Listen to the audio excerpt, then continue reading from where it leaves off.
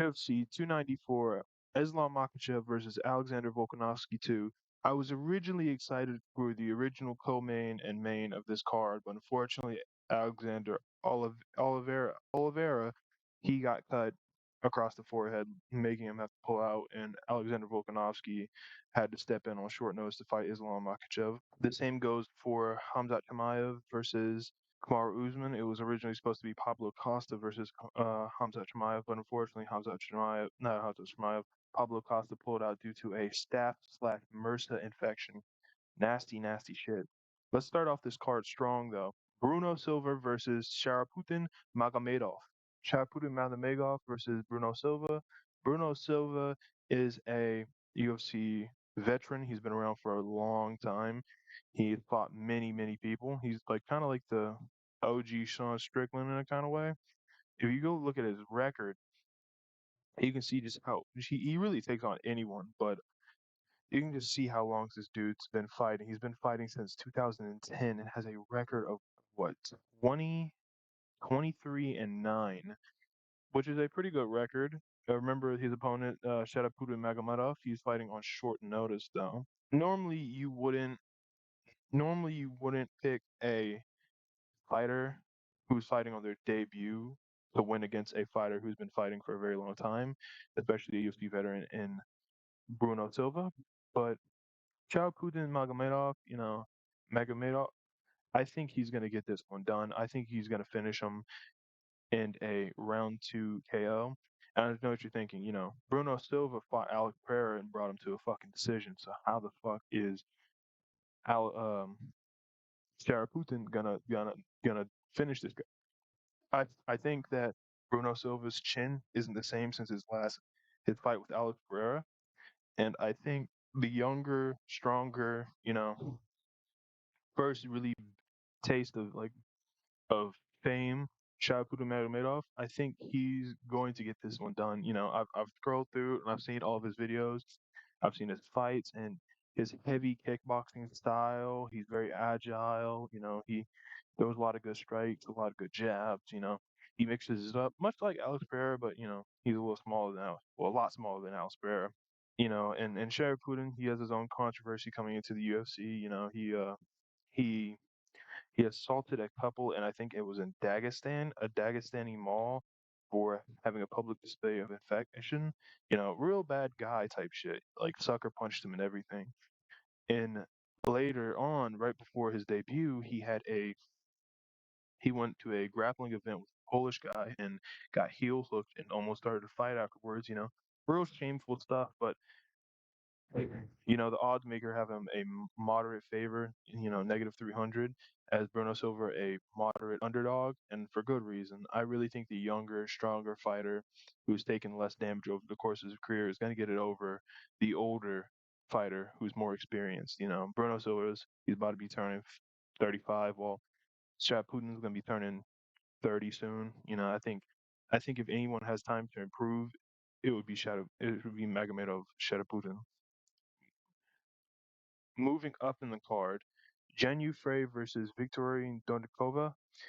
Let's keep this one brief. Jen Frey, she's coming off of a lot of losses in the UFC. She's had, what was it, 5 losses in the UFC. Like this girl has no chance against her.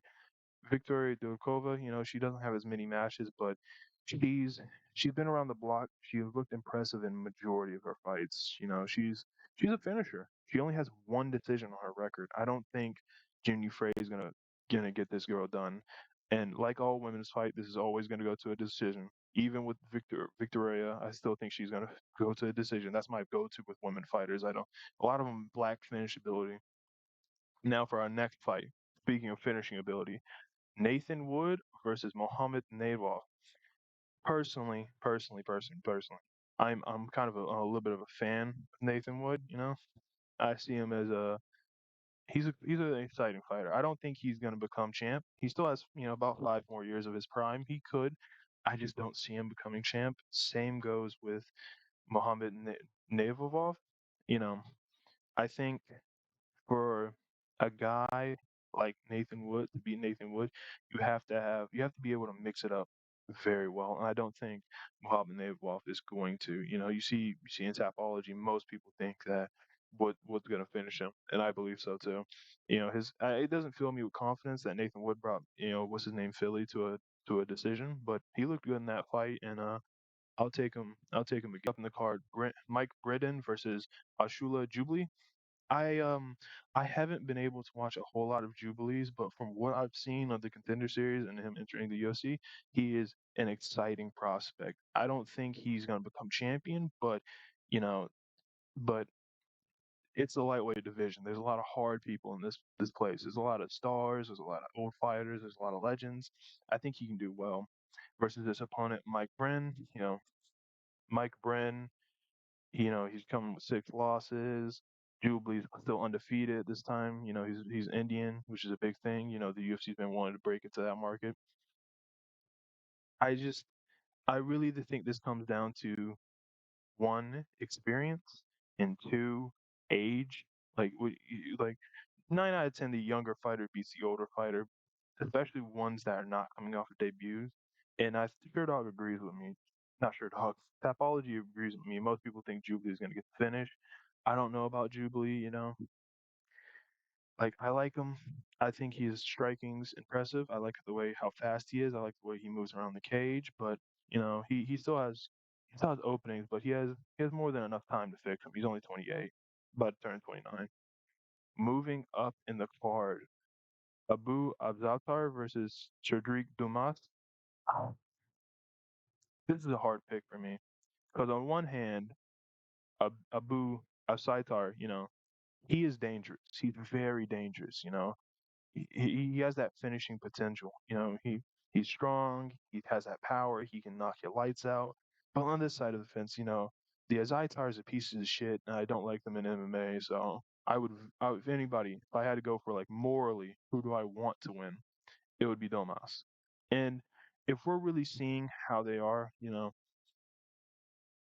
dude is about almost 38, while Domas is about 28. He's been training hard, fight regularly. His last 5 fights, his last 5 fights was 7 years ago. That's how far we have to go back in Abu. But if we Abu, but if you go to Domas, he's been fighting regularly, constantly. This guy's been putting in work. He's making up for that lost time. He's not wasting any time. He has how many fights as a professional? What? Eight, eight starting from 2018. That's good. It's a lot better than how active some of these fighters are. Moving up in the card, Javid Javid Basharat versus Victor Henry. I haven't watched a whole lot of Victor Henry, but I've seen Basharat and his brother, and let me just say this: the Basharat bros are good. I said the same thing about the hard way, and I still believe so. I still think they have time to improve and get themselves to use UFC, especially George. But if there was a brother like duo who could do it, it would be the Basharats. They're very well rounded, striking, grappling, jujitsu. They're really well rounded. And if you go to Sherdog and if you go to Tapology, you can see most people picking Basharat. Of course, that might be because he's the bigger name and everything. So far, I've picked most of the favorites in this card, but here's where I break away from the pack. Muhammad Yahya versus Trevor Peek. Now, don't get me wrong. I'm a good Southern boy. I like my boy Trevor Peek. It's just his striking can be goofy at times, and in some ways that's an advantage. But sometimes it leaves him vulnerable on the feet, and it leaves him vulnerable for takedowns. And a well-rounded guy like I won't say well-rounded, a guy like Muhammad Yahya, he's not gonna let you take that. You can see, his submission ability is not that bad. I've only watched a couple fights from Muhammad Yahya, but due to like UAE Warriors having you to sign up and shit, I don't have UFC Fight Pass and UFC Fight like library yet. But when I do, I'm gonna start going through and give some better research.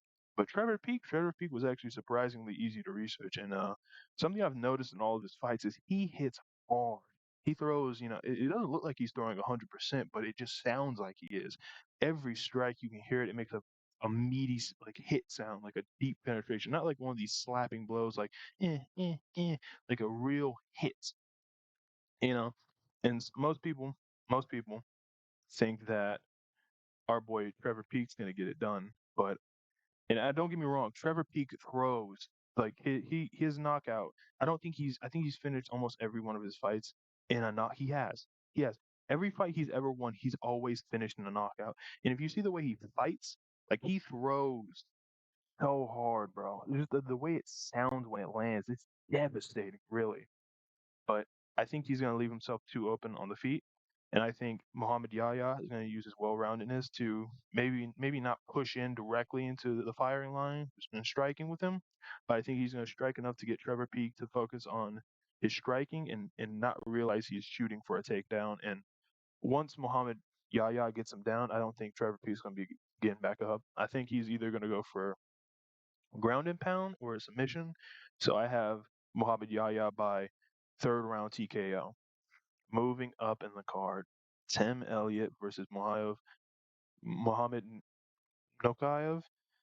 You know, I was really excited when Nokayev entered the scene. I actually was because I remember watching videos, hearing about this hot prospect. He has a great amateur record, and looking back, he still does, but he hasn't been delivering on those fights. It seems like every fight he's just barely edging it over instead of crushing them like some people expected. And I think this is going to be a difficult fight for him, truly because of his striking. If I had to say, I'm not to say that Mokayev isn't good. It's just to say that I think his striking is kind of his weakest suit in his fighting. I think his grappling is really where he excels at, and to put some more context on this, he is coming off of I think it's an ACL injury or something like that. He got heel hooked in his last fight, and it resulted into a Category 2 tear. Most people thought his heel was going to be completely destroyed afterwards, but he toughed it out. He's still very, very young, and that's one of the reasons I'm betting for him against Tim Elliott. In these lighter divisions of flyweight, people age out so fast, and even guys like Tim Elliott, who has you can look it up online. You can go to Tim Elliott like grappling exchanges. He has very good grappling. Like it's impressive the way he grapples. He throws like pitter patter strikes, and but his grappling is elite. The way he escapes, his escapes remind me of like Gamrot or Benny, and the way he just kind of pops out of there. Like his sprawls, his escapes, his reversals is very impressive, and I think that's one of the main reasons he's going to give Mohamed Nukayev a really hard time. But I think the age factor to recover, I think he's going to stay on him constantly. And I think that's going to work well. I think all 3 rounds that Makhachev is going to be there and present for. Well, I can't say the same for Elliott. I think that age factor is really going to show in this fight. How many 36-year-olds, damn near 37-year-olds, win in the UFC flyweight division? Fuck flyweight division in the UFC. Just say in flyweight, period. These lower weight classes, people age out very quickly. I say that right after Brunson beat the shit out, not Brunson, Barboza beat the shit out of Yusuf. So what do I know? Moving up in the card, um, Noaev Gamfarot versus Sahib Magomedov. You know, after watching some of Gepharot's like fighting, he's not as bad. He's not that bad. But Saeed, I really think Saeed has some of the best striking from any of the Magomedovs besides Umar. Umar especially. Umar has very crisp striking. But I think this is going down. I think this is going to be a one-sided beating. And most of Tapology agrees with me. Most people have this going by decision. I personally have this going by TKO. I think that Magomedov is going to light him up and provide and show him he's a threat in round one. And then when round two comes around, I think he's going to, probably catch Noai Gavarov on a bad strike and get him against the cage and, just work his cage wrestling and drop him to the feet and not go for a submission, but just kind of grind him out on the ground. I think he's going to get the TKO from ground and pound.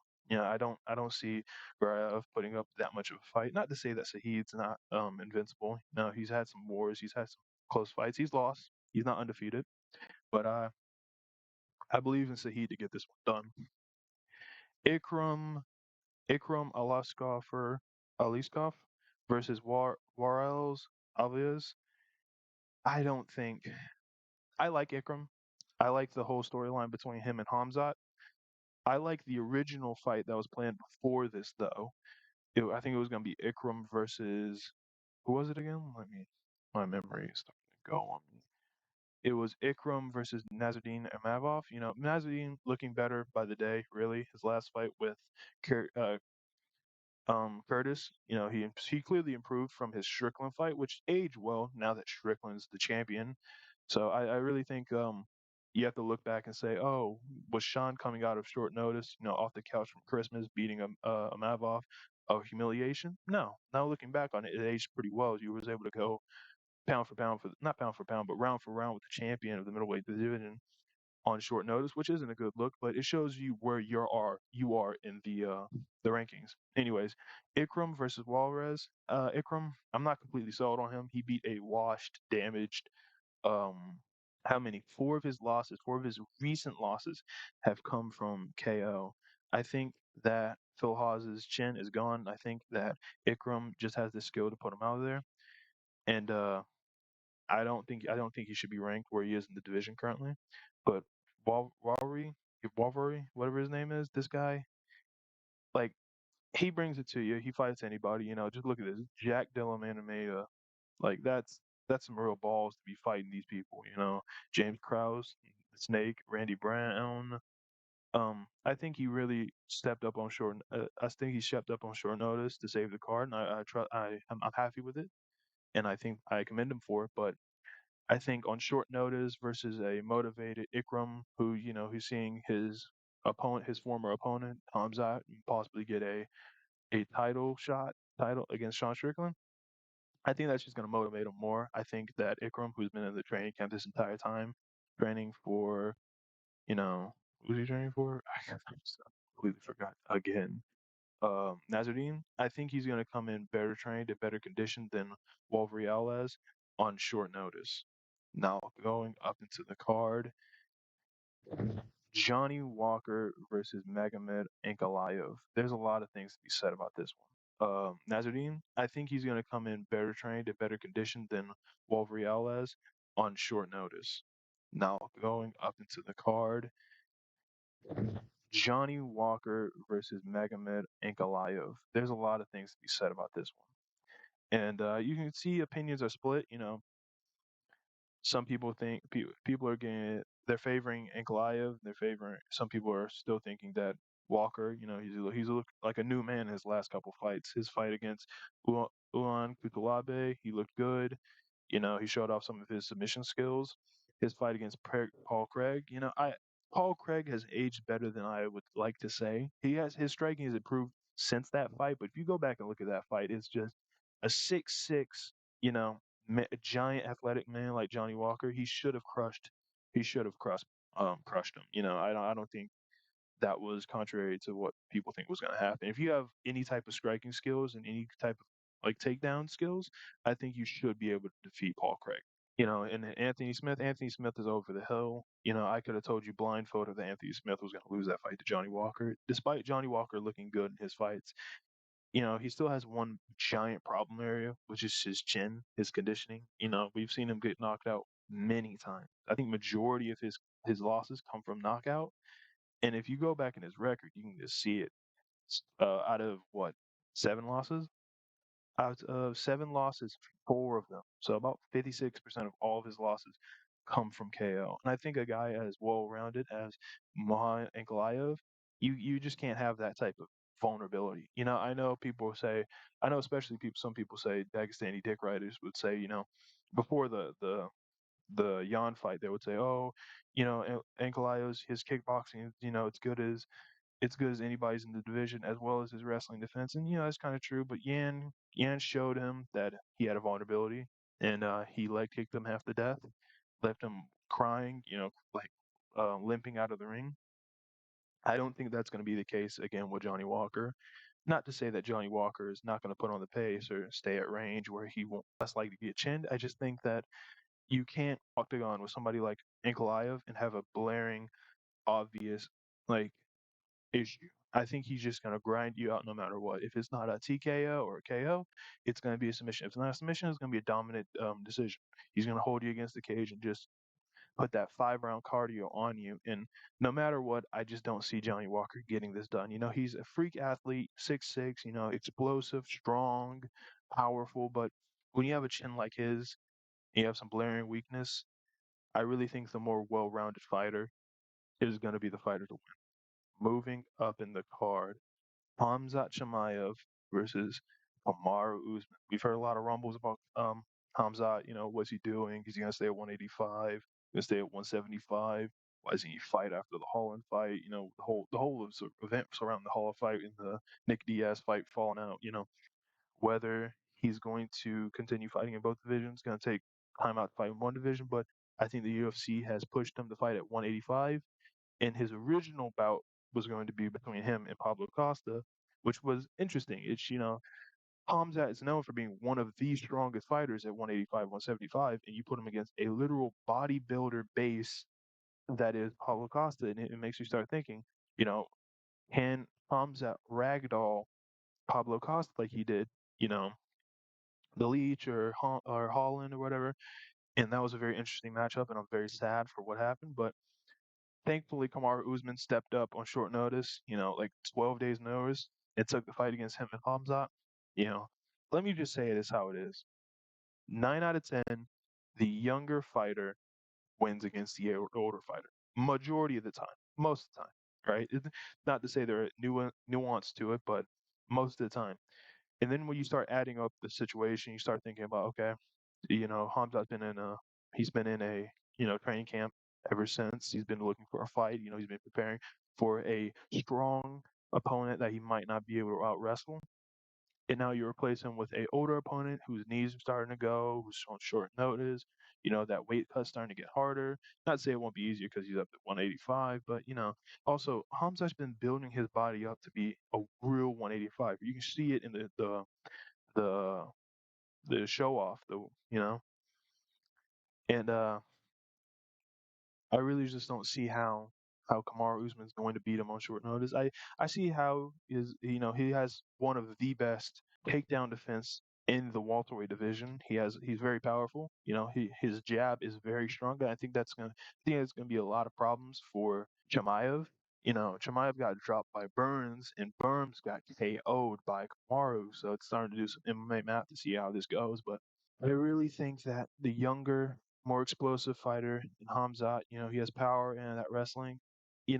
As good as Kamar Usman's wrestling defense is, he does not have very strong offense. His offense is to grind you against the cage and try to get to a KO, like a ground and pound position, or try to get an obvious submission. I don't think that's going to be the case with Hamza. I really think he will muscle and bully you into positions he wants you to, and whatever's easy at the time, he's going to do. Whether it's ground and pound, whether it's submission, I don't. I think he's too creative. I think he's too strong. I think he's too young. I just don't see many paths to victory to Kamar Usman here. Don't get me wrong, power is the greatest equalizer. If he was getting hit, knocked down by Burns, imagine what Kamar Usman's gonna do to him. But that's assuming that his knees don't fail on him, his condition doesn't fail on him. He's coming in good shape for out of a 12-day like short notice call. He's having to fly across the sea to get there while Jamaev's already acclimated to it. There's a lot of problems going into this fight, and when you add it all up, you really start to see like this is not a good situation for Kamaru, especially coming off of 2 losses back to back to Leon Edwards, one being a bad knockout. We still haven't seen how that's affected him. In the last fight, he looked okay, but you never know with these older fighters, man. Now going off to the main event, Makhachev versus Alexander Volkanovski 2. Yeah, I was very excited for the original fight of Islam Makhachev versus Alexander Oliveira, but unfortunately, he pulled out last minute because his training partner cut him across his fucking face. You know, Unfortunately, things like that happen. But luckily enough, Alexander Volkanovski came in on short notice, pick up the slack. Bless him. And he made a very good point during the face-offs and the press conference. He said Islam would never do this. He would never take a fight on short notice, take a fight after a surgery, take a fight after his wife has his child. This is stuff you see from people like Alexander, not like Islam. And I think that goes for a lot of the Dagestanis as a whole. You don't see them taking a whole lot of short short notice matchups. You know, if they don't come in, they're not coming in 100%. If they're not going to be able to come in 100%, I don't think they're going to be coming in at all. But moving on to this fight, I see Islam submitting Volk. The situation surrounding this is just bad. You know, Islam, he's been preparing for Oliveira this whole time. He's been licking his wounds since the last fight. You know, he's been training hard, getting stuff ready for it, and now it's time. And his opponent gets switched out for an opponent he already beat before in the first fight between him and Islam Makhachev versus Volkanovski. Like I had it 3-2. I think that with a longer time to recover um, from the weight drain, I think it's the easier for Islam. I think that's only going to benefit Islam and not Alexander Volkanovski. I think if you have to say which one of these people have improved since their last fight, don't get me wrong.